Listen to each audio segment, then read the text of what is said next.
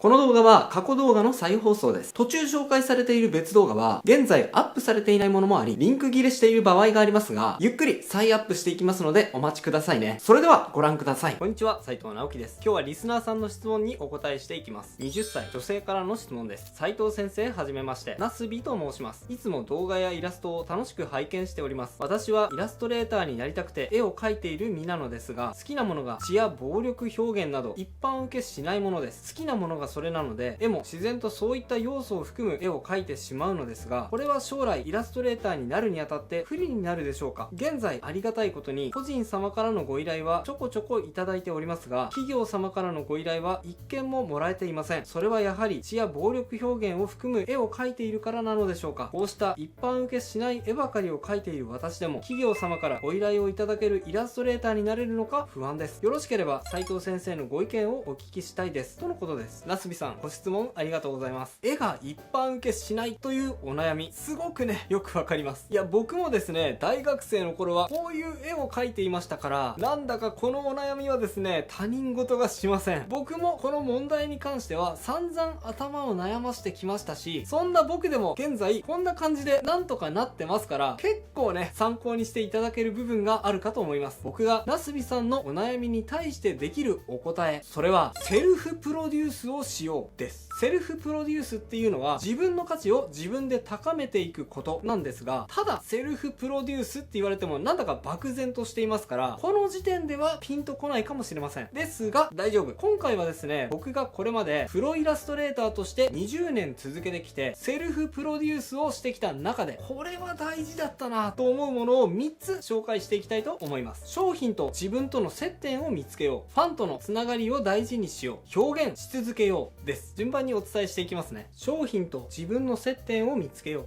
う。なすびさんが気にされていることの一つに、企業案件がもらえないということがまずあるので、これについてお答えしていきたいと思います。仕事がもらえない、これについてはいろいろ複合的な問題で、例えば絵以外でも SNS の発信の内容が愚痴ばっかりだったり、他人に対する返答が暴力的だったり、そういう問題とかももちろんあってですね、これについて心当たりがあったらまずはそこを直すことをお勧めするんですが、今回はあえて絵的な問題だけに絞ってお答えすると、絵を描く上で仕事をもらえない理由は主に2つです。1つはクオリティの問題。一般的にお仕事をお願いする側から見て、この人に依頼しようって思う基準の1つは、この人に任せたら一定のクオリティ以上の絵を仕上げてくれるかどうかです。つまり仕事が来ないということは、要するにこの人に頼んでも望んだクオリティの絵が上がってくるかどうか不安と思われてるってことなんです。で、このクオリティに関する問題っていうのは比較的簡単に解決できます。やり方は簡単で、今もうすでに仕事をされてそうなイラストレーターさんの Twitter のアカウントがありますよね。そこからクオリティの高いイラストを10枚か20枚ぐらい借りてきて並べてみて、どれだけ時間がかかってもいいので、その絵と遜色のないぐらいのクオリティの絵を描ければ、ひとまずクオリティの問題はこれでクリアです。自分で判断がつかないのであれば、その10枚の絵の中にこっそり自分の作品を紛れ込ませて、誰か知り合いの方に聞いてみるといいでしょう。ねえねえ、この絵の中でどれかクオリティが低く見える絵ってある？なんていう風に高確率で自分の作品だけが選ばれないのであれば、クオリティの問題は解決できていると思います。で、も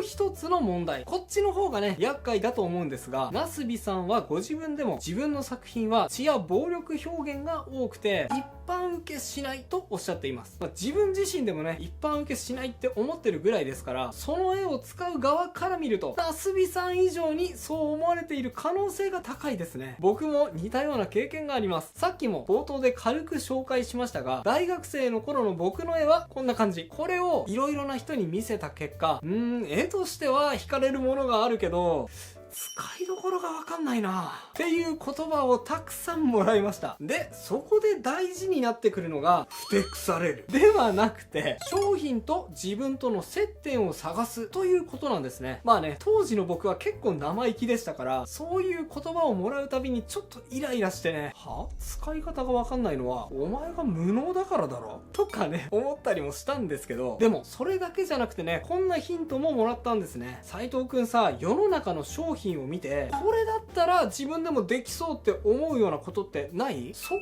が斉藤くんに向いている分野なんじゃないのって例えば自分が好きな分野を円にして表してみましょう。一方、実際に売られている商品の傾向を円にするとこんな感じ。見た通り重ならないところがほとんどです。でもよーくこの2つの円を見てみると、ちょっとだけ重なっている部分がありますよね。ここを探すことが商品と自分との接点を探すということなんです。具体的にどうすればいいのかというと、世の中にもうすでに出ている商品を眺めてみて、全て好きとは言えないけど、でもこの部分だったら自分でもできそうって思える部分を探してみることです。僕はその言葉を受けて、世の中にある商品を眺めて、あ、これだったら自分の今の絵柄との折り合いがつきそうだなって思えた商品。それがゲームで使われるようなモンスターのデザインだったんです。なのでその頃はホームページでモンスターのデザインを含んだ作品を発表していました。そしたらデュエルマスターズっていうモンスターを描く仕事の依頼が舞い込んだんですね。僕は19歳の時にデュエルマスターズのお仕事をいただいて、それから13年間様々なモンスターのデザインをさせていただきました。仕事を得たという結果だけを見ると、多くの方が勘違いすることとして、世の中に認められている人ってたまたま自分の好きと他人の好きが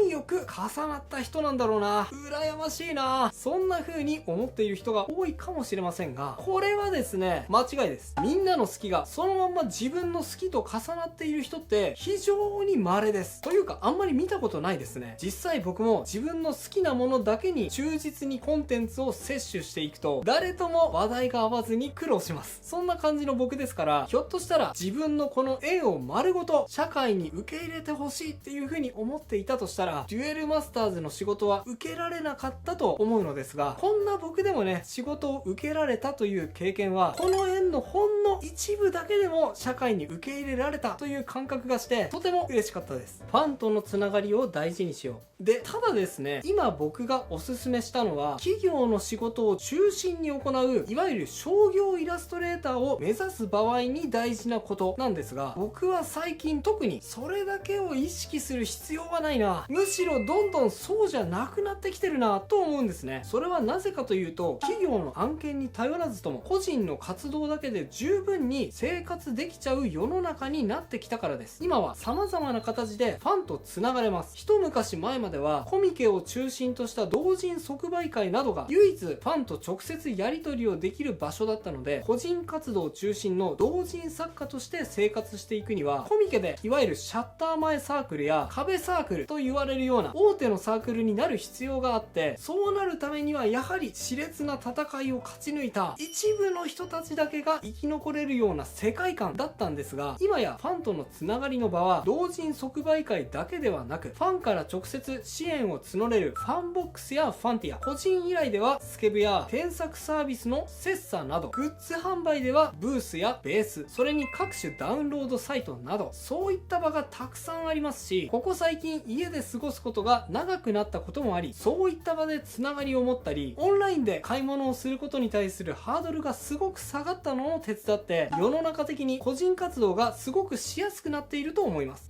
とは言ってもですね、じゃあ好き勝手に自分の趣向だけで作品を作っていたら、それだけで生活ができるようになれるかと言ったら、そんなことはなくて、ここでも自分と社会との接点を見つけることは大事だと思います。さっきは自分と商品の共通点を見つけると言いました。大事にすべき考え方は、自分とファンとの共通点を見つけることでしょうか。それで言うと、なすびさんはもうすでに個人依頼をもらっているということなので、ファンとのつながりはもうすでにできているんだと思うんですね。ファンからの依頼としてどのような要望が多いのか、逆に自分ではいいと思っているんだけど、でも結果的に依頼が少ないのはどういう絵なのかという部分に真摯に向き合っていけば、個人活動だけでも十分にやっていける。いや、むしろ僕はこの傾向はどんどん加速していくと思っていて、おそらく数年後にはイラストレーターといったら個人活動をする人たちが中心、企業案件はその人たちにとってはもう趣味みたいなものっていう世の中がやってくるんじゃないかとすら思っていますね。表現し続けよう。さて、ここまでセルフプロデュースのやり方をお伝えしてきましたが、ここでなすびさんはこう思うかもしれません。そんなこと言われても正直仕事もやりたいし個人活動もやりたい、でも自分にはどっちが向いているのか現時点ではわからないよって、はい、もっともです。というかですね、それ当たり前です。だってそんなの自分で分かっている人ってそんなにいないですから。だからみんな誰しもが悩悩んでいるわけです。誰しもがわからない。だけど自分になるべく向いていて、そしてみんなにも必要とされるような道に進みたい。そんな時どうすればいいのか。これはですね、非常にシンプルです。表現し続けること。これにつきます。Twitter、Instagram、YouTube、TikTok、Facebook、クラブハウス。社会に発表できるツールはもう今やめちゃくちゃ揃っています。この発表の場を使ってたくさん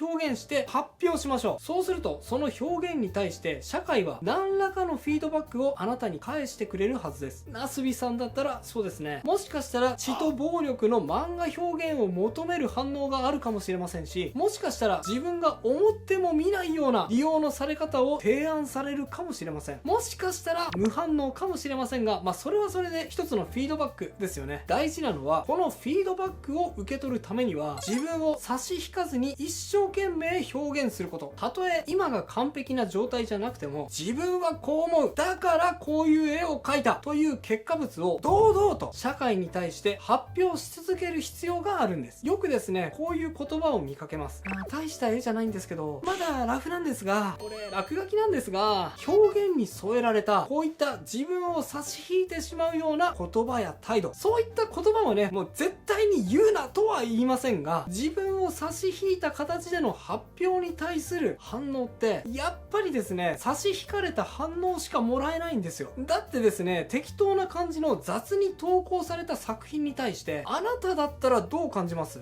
この人はこの絵に対して本気じゃなかったのか、じゃあ反応しなくていいやってね、思っちゃうことあなたもあるでしょ。あなたがそう思うぐらいですから、世の中のあなたに対する態度も同じです。精一杯じゃない雑な作品に対しては雑なフィードバックしか返ってこないんです。それでは何一つわからないし気づけません。結果自分が一番損をします。僕は今 YouTube 活動を中心に据えて2019年から1年半やってきましたが、もちろんね、最初から順調だったわけではありません。でも現在チャンネル登録者数40万人というところまで成長することができた、その原因があるとすれば、まさに本気で発信して、そして本気で皆さんのコメントや再生数といったフィードバックに対して向き合ってこれたからだと思います。チャンネルを始めた当初はですね、ライブ配信を中心に2時間で絵描きますっていう自分のパフォーマンスを見せるということをやっていたんですが、あまりね、再生数は伸びなかったんですね。よくて1000再生ぐらいでしたし、チャンネル登録も1日10人いればいい方でした。その結果を受けて、これじゃダメだ、何か違うことやらなきゃいけない、でも自分が今できることって他に何があるんだろうって悩みながらコメント欄やチャット欄を見ていった結果、描き方を教えてください、絵を描く時の道具は何を使ってるんですかなど、描き方についての質問がすごく多いことに気づいたんです。そういう一つ一つのコメントに向き合って分かったこと、それはみんなは自分自身の成長に一番興味があるんだということです。なので僕は僕自身のパフォーマンスを見せる配信から、みんなにとって役立つ情報を動画として出す方向に舵を切りました。そして発表した動画、作業環境、イラストレーターの仕事道具を紹介っていう初めての顔出し動画がですね、僕にとっての転機になりました。僕はどうやらこういう情報発信に向いていたんですね。そして自分では思っても見なかったような反応がめちゃくちゃ返ってくるようになり、すごく参考になりました。絵が描きたくなりました。あとは元気が出ました。なんていう反応もいただきました。チャンネル登録や再生数もこの動画を機に一気に膨れ上がりました。でもこれらは全て僕に特別な才能があったからではありません。自分が本気で差し引きなく表現して、そしてその結果得られたフィードバックに対して真正面から向き合ったこと、それこそが大事だったなと思います。なすびさんもやるべきことは同じです。私はこういうものが好きなんだ、みんなどうと差し引きなく発表する。その結果に対して真摯に向き合うこと。たとえ方向性を間違って向いていない方向に全力投球したとしても、それはそれで大丈夫。たとえチャレンジが失敗で向いていない表現だったと途中で分かっても、全力で向き合えてさえいれば、これじゃなかったっていうことだけは分かります。それに意外とそういう失敗した事実って周りは意外と面白がってくれるんですよ。僕もそういう経験何度もあります。怖がらずに今自分ができる精一杯を社会に対して発信していくこと、そしてその結果得られるフィードバックに目と耳を一生懸命傾けること、これをまずは大切にしてみてください。なすびさんは個人依頼をもうすでに得られるような実力をお持ちですから、きっとその先にも進んでいけるはずです。諦めないで応援しています。以上が今日僕が伝えたかったことです。いかがだったでしょうか。また今回は絵が受けないとか仕事が来ないとかいう悩みに対してあくまで絵的な解決法を提案した動画でしたが、動画の途中でお伝えした通り、絵以外の部分でこのイラストレーターに仕事を依頼するかどうかが決まっているケースもたくさんあります。そういう問題について、こういう人には依頼したくないっていう意見を実際にイラストの発注者にインタビューをしてまとめた動画。これはアウト。クリエイターがやってはいけないことトップ5もおすすめです。僕が実際にやってしまった失敗例もね、お伝えしています。興味がある方はこちらも合わせてチェックしてみてくださいね。概要欄に URL を載せておきます。それではまた次回の動画でお会いしましょう。バイバイ。ということで再放送をお届けしました。いかがだったでしょうか。新チャンネルのチャンネル登録と高評価もよろしくお願いします。